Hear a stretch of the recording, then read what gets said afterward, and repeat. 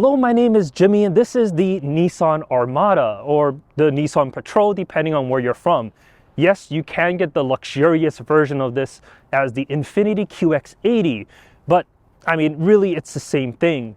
Introduced back in 2017 and updated for 2021, we do have a few things that we should talk about. This right here is a Canadian spec 2022 model. The 2023 is basically the exact same thing, so let's go over everything that you need to know about it, starting with the looks. As said, it was updated back in 2021. You got these LED headlamps and the deeper V-motion grille now. It's not a bad looking front end. Moving on to the side, this is the platinum trim. So I got 22-inch wheels. Base for Canada is 20s, based in the US are 18s. I do get these running boards on the side and well, it just makes getting in and out of this body on frame vehicle a lot easier. You do get proximity door locks on the front doors, so you can lock your doors here, but not on the rear. So sadly, you don't get that. Around back, we got the spoiler on top, LED tail lamps, and a really big rear bumper. In other markets, because of the crash structure that they have to have, you don't get this giant rear bumper. It's actually quite a bit smaller, but here in North America, this is what we get, a giant rear caboose. I mean, overall, I don't think it's a bad looking vehicle. Some's gonna love it, some's gonna hate it. In other markets, you can even get a Nismo version of this, and that makes it more athletic, let's say. Aggressive maybe, but it's definitely quite different. As said, the Armada is a body on frame vehicle, and with that, there's a few compromises. First of all, if I open this trunk, this is really slow. That's not because it's a body on frame vehicle, that's just because, well, when they designed this, it was designed back in like 2015, and that's the type of system that they had access to. But what I mean by compromises is just the load height. It's actually quite high. I'm 5'11", it's actually at my hip level. So anything you gotta bring in, like the stroller, well, you do have to lift it a little bit higher. And behind the rear seats, there just isn't that much space. You can fold down the third row with the buttons that I have here on the side, and that expands up to 50 cubic feet, which definitely is quite a bit better. All right, let's get into the third row. There isn't an easy sliding seat or anything like that. Getting access to the third row means tumbling this forward, then jumping in. Third row. With the second row up, should move my feet first. I mean, not horrible back here. I'm 5'11", as said, and headroom is good, legroom is all right. But the seats themselves are basically on the floor, so I just feel like my knees are right against my chest, so it's not the most pleasant place to be. However, for shorter journeys, it's fine. There are 3 seat belts back here, but let's be honest, it's really not designed for 3 people across. You're just not going to be the most comfortable back here. Definitely want to be in the second row. As said, I'm 5'11", and as you can see, headroom, legroom, both very good. The seats are quite flat, which means they're pretty comfortable, but they definitely don't hold you in by any means. They are heated, which is nice, only on the outboard seats, not in the center. You can get a captain seat version of the Armada, but you're paying, I think, $1,000 more for that. You get this giant center console.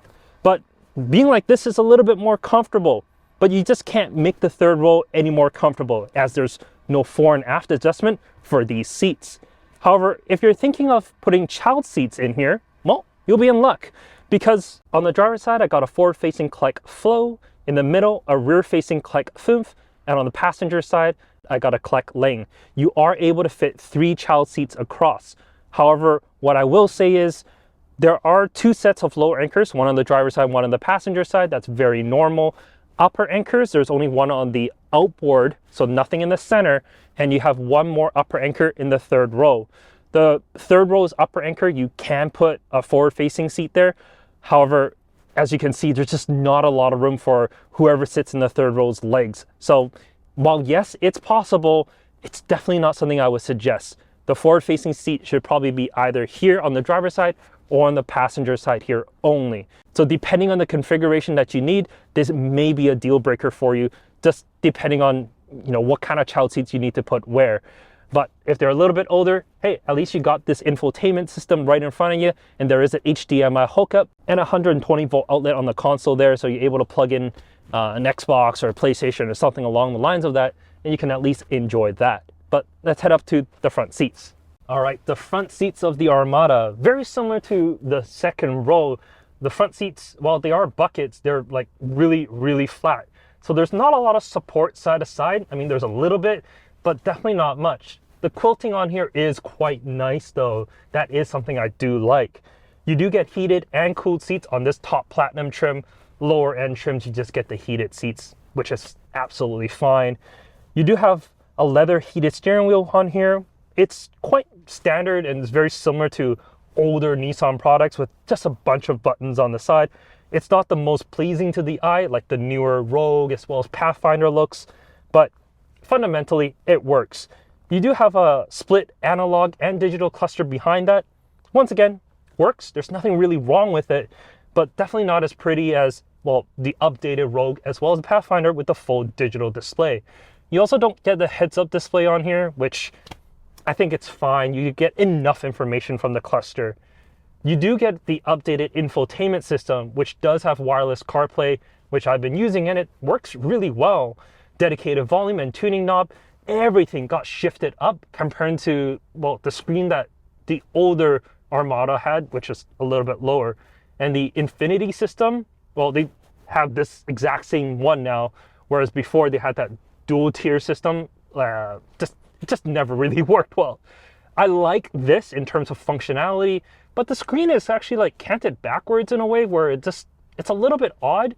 I'm sure it's to do with like reflections and whatnot, but just looking at it, it's like just doesn't look like it's at the right angle. You kind of want to like pull it and, you know, bring it back. As for the rest of it, it's absolutely fine. You got really nice stitching across the sides, leather everywhere that you really need to touch. But it's a blend of old and new because this is new. This climate control is also new, but you got this old school, well, slab right here in the center with just a bunch of older Nissan controls. I mean, it's fine, but it's just a mixture of old and new, which really shows exactly where Nissan has put their money.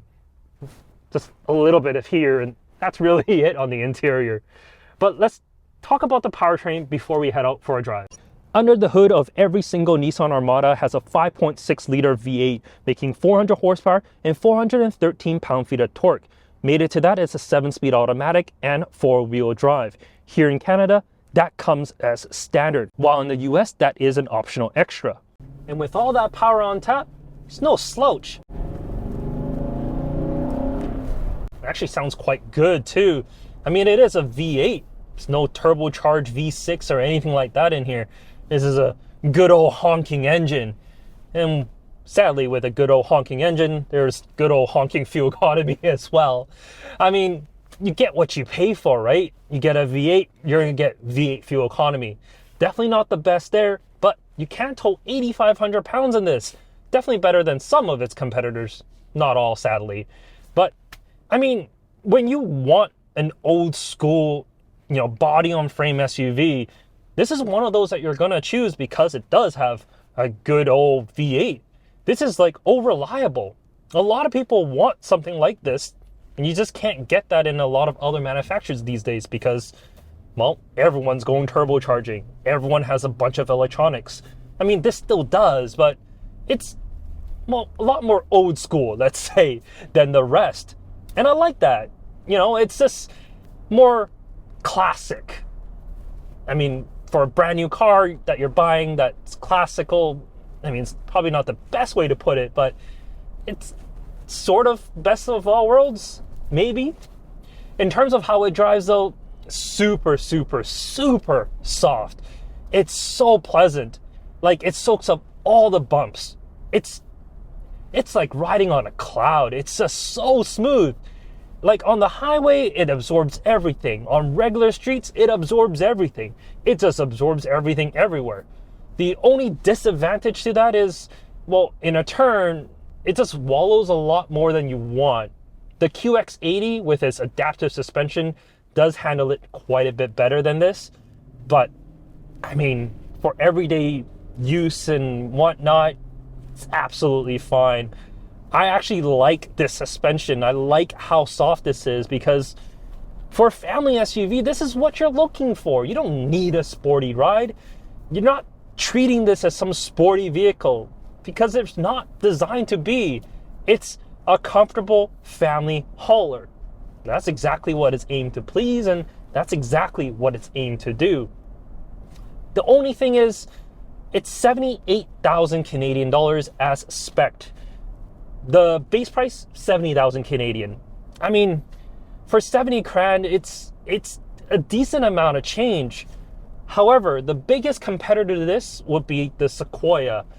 And the Sequoia, it's ridiculously expensive. I mean, the Capstone one, I know it has more features and everything, and it's a hybrid and all that good stuff. But that thing is like 90 grand. This isn't. This is under 80. And that's something, right? And that's really it. You know, I mean, I don't think people are comparing this too much to like the Tahoe or the Ford products, just because, I mean, for those, you're getting a bigger vehicle. This is quite a bit more compact. It's just easier to live with, and the maneuverability of this truck is astonishing, really, because in a regular 2-lane road, I can still do U-turns. Like, you can't do that in the Wagoneer, the Expedition, maybe the Yukon. But it's actually a pretty fun vehicle to drive. It's just really big and wallowy, but still fun. But anyways, that's really it. That's all I got to say about the Armada here. If you have any questions about it, leave it in the comment section down below. Let me know what your thoughts are on the Armada. Should it still exist? Should Nissan just kill it off?